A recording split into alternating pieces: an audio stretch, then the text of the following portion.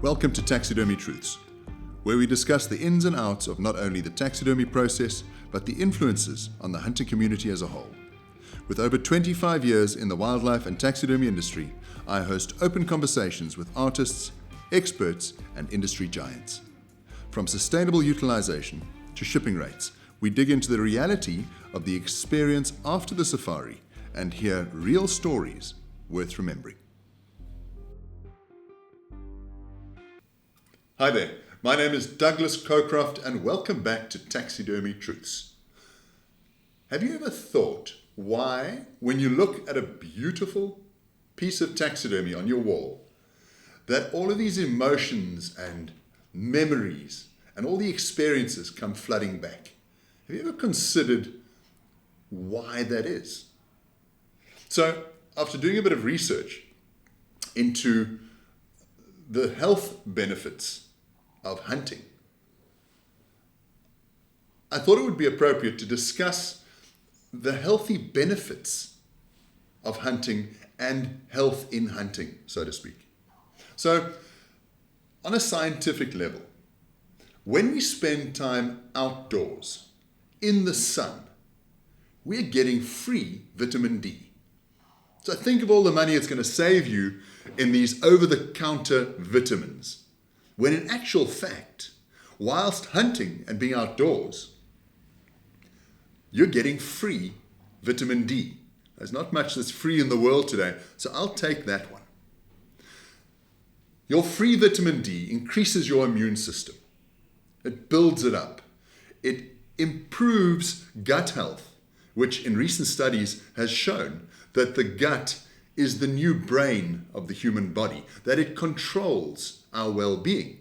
So by spending time out in the sun, hunting, fresh air, good for the lungs, exercising, which then releases dopamine and makes you feel good, one would question, why wouldn't you hunt?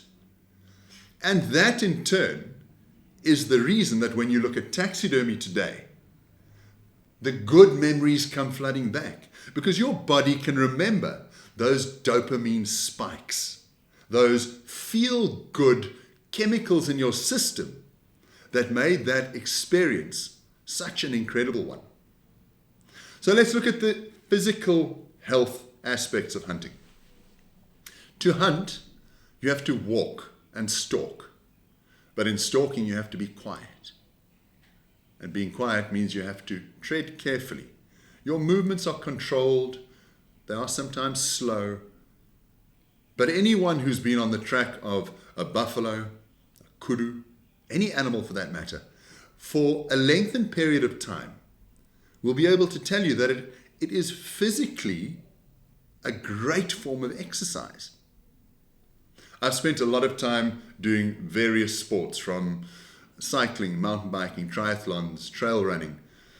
And it always amazes me that when I spend time with seasoned guides in the mountains, how effortlessly guides move up and down these mountains in pursuit of these incredible animals that we find in Africa. Whether you're hunting an aoudad or a fowl ribbuck, you're going to climb. Cliff springers, it's going to take you into the rocky outcrops. So from a gym enthusiast's perspective, it's box jumps, it's lunges, it's climbing, often scrambling.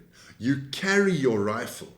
Once you have been successful in your hunt, you carry that hunt out, carefully packing it, respecting the animal. And your journey has not only been about the hunt, it's about the physical exertion on the hunt. It's about how good you feel. That moment when the adrenaline spikes, how you move quickly to get into position.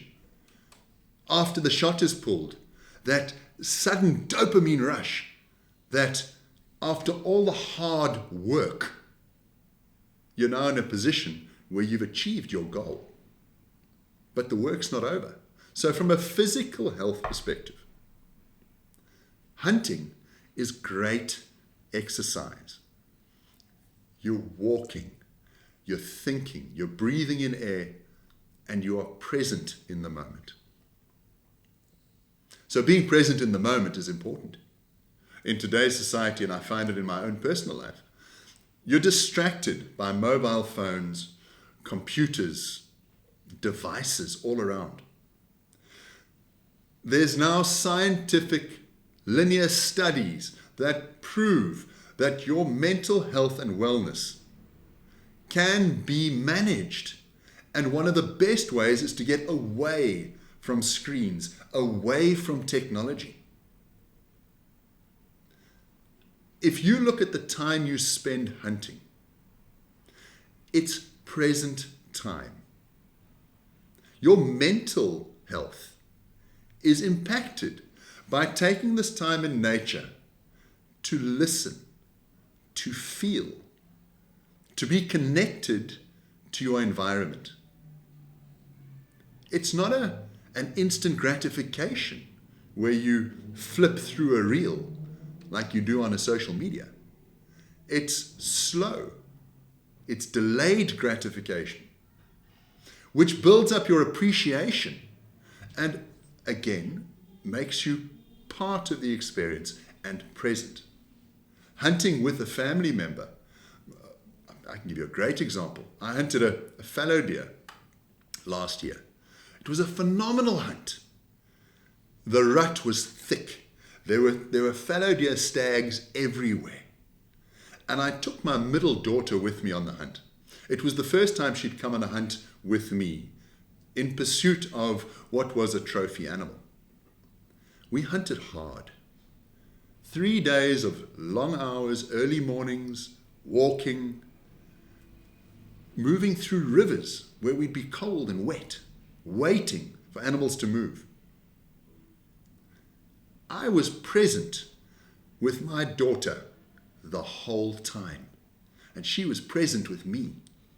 Our connection and our bond has grown immensely because of these experiences, and because of that experience, we now often speak about, do you remember the day when we had to go through that cold river, and it was cold, and then we saw that beautiful fallow deer together? While the hunt was amazing, and it was great to harvest an incredible trophy, what was more valuable for me was being present with someone I care about. My mental health after a hunt like that is at its absolute premium. So why wouldn't you hunt if it has so many positive spin-offs to something that we all often take for granted, which is our health?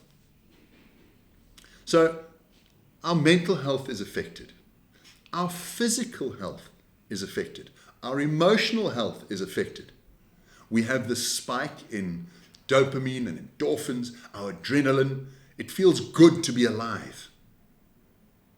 Relating back to taxidermy, when you look at that mount on the wall, and I look at my fallow deer skull that I've done as a European mount, it brings back those highs, those bonded experiences with loved ones. This is one of the reasons I love taxidermy, is because it gives me as an artist the opportunity to recreate these most amazing memories, capture them and immortalize them. That every time you look at them, I get that rush and I go, wow, that was amazing. So you have a healthy hunter. But what about healthy animals? In 2020, Africa saw, and the world for that matter, saw a huge downturn because of being locked up and told that we couldn't hunt and couldn't travel. The wildlife at that particular time also got locked down. And one good thing that came out of that period was wildlife was given the opportunity to regroup. It was like a natural cycle being fulfilled, that animal herds became healthy. Because there were fewer hunters that year, there was an accelerated breeding. And we've found since then that the herds have grown exponentially. With the reintroduction of hunting at the end of 2020 and in 2021, the herds have flourished. The breeding in the herds has been strong, and the genetics in the African wildlife has been some of the best I've seen in 25 years. This is not because of the resting period. This is because of the regrouping and then the reintroduction of hunting, because hunting in itself is an incredible motivator for genetic reproduction. Animals choose to breed, to accommodate, and to grow. The herds are healthy. So again, why wouldn't we hunt? I can think of no good reason. The money saved from eating good, clean, harvested venison. The animals we hunt, we process and eat. These animals have not been filled with chemicals and drugs and hormones that you find in so many commercially produced stock today. The animals that we eat are wild. The meat is lean, low fat, it's clean. It's hunted responsibly, and it means that when these animals are, and I'm going to use the word, when they are killed, it's done in a ethical, clean manner. You don't have a queue of cattle waiting to be slaughtered. And believe me, I'm sure those cows know what's coming. I'd much rather be a mountain reedbuck up on the side of the hill and have a hunter pursue me. And I also know that the food that that animal gifts the hunter with is healthy. So you're saving money on medication because we're choosing a healthy lifestyle. We're choosing a lifestyle that makes us more present, disconnects us from so much that makes the world too busy. Hunting is healthy. And as a taxidermist, taxidermists have the privilege of reminding the hunter of those incredible highs. We're almost like we're the storytellers. And we remind folks of those incredible times, those incredible stories. And your health as a hunter has only improved physically, mentally, and emotionally. And as for the beautiful animals that we hunt, they're doing better than ever. They are healthy. So all in all, the hunt for health has become a reality through responsible, ethical hunting of wildlife. Thanks for listening. Stay healthy.